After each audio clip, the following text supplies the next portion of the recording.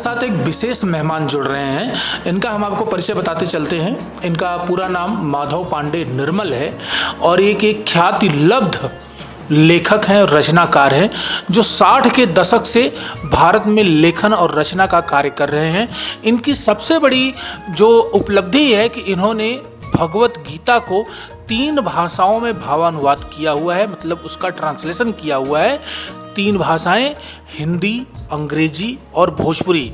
सबसे बड़ी इसमें भी खास बात यह है कि भगवत गीता को जो इन्होंने 3 भाषाओं में भावानुवाद ट्रांसलेट किया है वह म्यूजिकल रूप से किया है, संगीतबद्ध तरीके से किया है। आप उसे गा कर के भी पढ़ सकते हैं, संगीतमय नुमा में उसको कर सकते हैं। तो आज हम माधव पांडे जी से जुड़ेंगे और ये भावानुवाद ट्रांसलेशन करने की जो उनके अंदर प्रेरणा आई वो कैसे आई, कहाँ से उनको सीख मिली और जब वो ट्रांसलेशन कर रहे थे तो उनको किन किन प्रकार की चुनौतियों का सामना करना पड़ता था। ईश्वर या सगे संबंधी रिश्तेदार या उनके सहपाठी शिष्य गुरु सबसे ज़्यादा कौन उनके मददगार बने, यह भी वो बताएंगे। और इसके साथ ही और किन किन पुस्तकों का उन्होंने लेखन किया है, भावानुवाद किया है, वो बातें हमारे साथ साझा करेंगे। सबसे पहले तो मैं तिलक पत्रिका और इसके संवाददाता जो मुझसे आज मिल रहे हैं, जिनके समक्ष मैं अपनी कुछ भावनाएं इनकी जिज्ञासा के अनुसार व्यक्त कर रहा हूं, उन्हें मैं हृदय से धन्यवाद देता हूं कि उन्होंने ऐसा मुझे अवसर दिया। मूल रूप से मैं बिहार के रोहतास जिला का रहने वाला हूं, लेकिन विगत करीब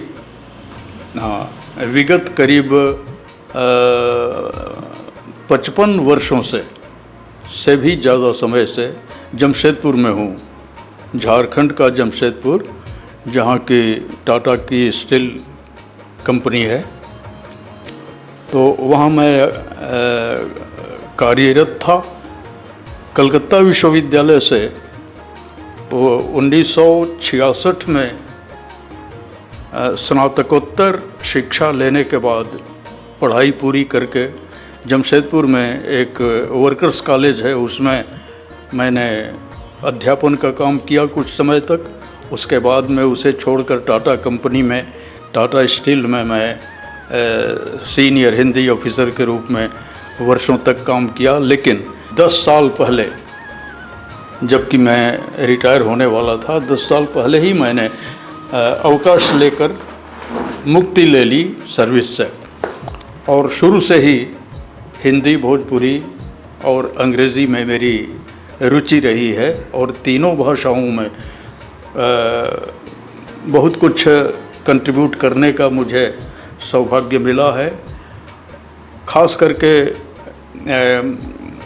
इस नई शताब्दी से, यानी कि 2021 के बाद से शुरुआत से ही भगवत गीता की ओर मेरी प्रवृत्ति हुई, जिसमें कि 3 भाषाओं में 3 पुस्तकों की रचना हुई मेरे द्वारा।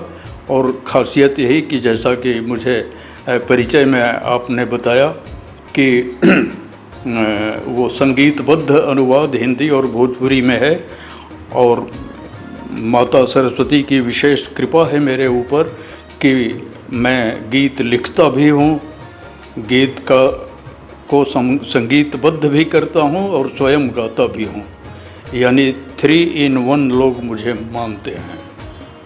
देश के प्रख्यात जितने भी गीतकार, नीरज जी से लेकर शैल चतुर्वेदी और उर्मिलेश, या फिर आज के जितने भी हैं, तो उन सब, सोम ठाकुर इत्यादि, ये सब हमारे, चाहे संतोष आनंद इत्यादि जितने भी हैं, इन सबके साथ अखिल भारतीय कवि सम्मेलनों में मंच शेयर करने का मौका मिला है और सब जगह मुझे आशीर्वाद मिला है श्रोताओं का।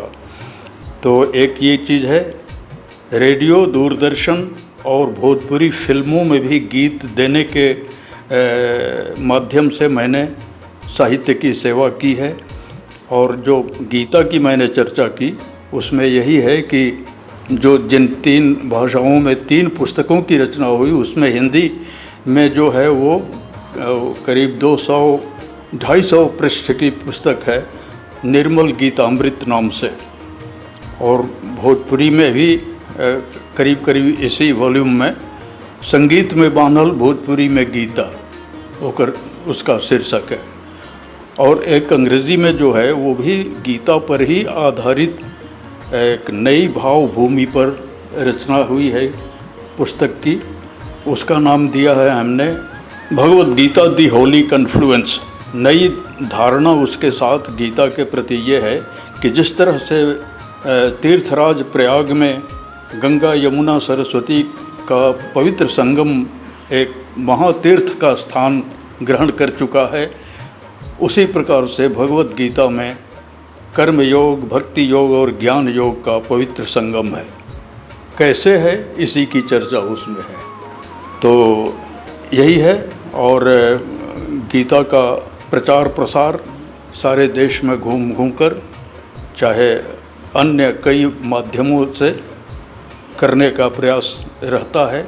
और मेरा संपूर्ण जीवन ही विगत 25 वर्षों से गीता को समर्पित है, वह भी निष्काम और निष्प्रिय भाव से। कुछ इससे मुझे लेना या कुछ लाभ उठाना मेरा कभी भी लक्ष्य नहीं रहा है। मुझे जो समाज ने दिया है, देश ने दिया है, मैं उसे लौटाकर अंतिम यात्रा में जाना चाहता हूँ। मेरी यही इच्छा है। और ये सत्य भी है कि हर व्यक्ति ऋणी होता है अपने परिवार का, अपने समाज का, अपने परिवेश का, ऋषियों का, मुनियों का। तो उनका ऋण चुका कर ही जाना चाहिए जितना हो सके। तो मैं उसी प्रयास में लगा रहता हूँ। विगत दिनों मुझे ये उत्तर प्रदेश के हमारे एक मित्र जो डॉक्टर रघुवंश मणि पांडे, जो बात हम आपसे और जानना चाहते हैं, उस मुद्दे पर हम अभी बाद में बात करेंगे। आपने और किन किन पुस्तकों का लेखन किया है, जरा वो विस्तार से आप बताएं। इन गीता की पुस्तकों के अलावा भी करीब आधा दर्जन और पुस्तकें लिखने का सौभाग्य मिला है मुझे। और पत्रकारिता में भी मैं रहा हूँ। हाँ, अंग्रेज़ी और हिंदी के दैनिक पत्रों में लिखना, और एक जमशेदपुर से ही प्रकाशित दैनिक हिंदी ये एक अखबार था क्या, अभी भी है, उसका भी संपादन मैंने किया है बहुत दिनों तक। और दिल्ली से प्रकाशित एक भक्त समाज नाम की ये मासिक पत्रिका है, उसका भी संपादन वर्षों तक मैंने किया। और इस तरह से कंट्रीब्यूट करते रहता हूँ, लेख इत्यादि ये सब। और हाँ, पुस्तकों के रूप में राजराजेश्वर सहस्रार्जुन नाम से एक महाकाव्य की भी रचना मेरे द्वारा संपन्न हुई है। देखा आप लोगों ने, अभी हमारे साथ माधव पांडे निर्मल जी जुड़े हुए हैं, जो एक प्रसिद्ध लेखक और रचनाकार हैं, जो 60 के दशक से एक्टिव हैं। और इनके द्वारा भगवत गीता का 3 भाषाओं में ट्रांसलेशन किया गया है, वो भी म्यूजिकल और लिरिकल रूप में। ये जो तीनों भाषाएं हैं, हम आपको बता दें एक बार फिर, हिंदी, अंग्रेजी और भोजपुरी। इसके साथ ही इनके द्वारा एक एपिक महाभारत महाकाव्य का भी लेखन किया गया है, जिसका नाम है सहस्रबाहु अर्जुन। तो माधव पांडे निर्मल जी एक प्रख्यात लेखक हैं, जो तिलक पत्रिका के साथ अभी जुड़े हुए थे। मैं देवेश पांडे, अयोध्या।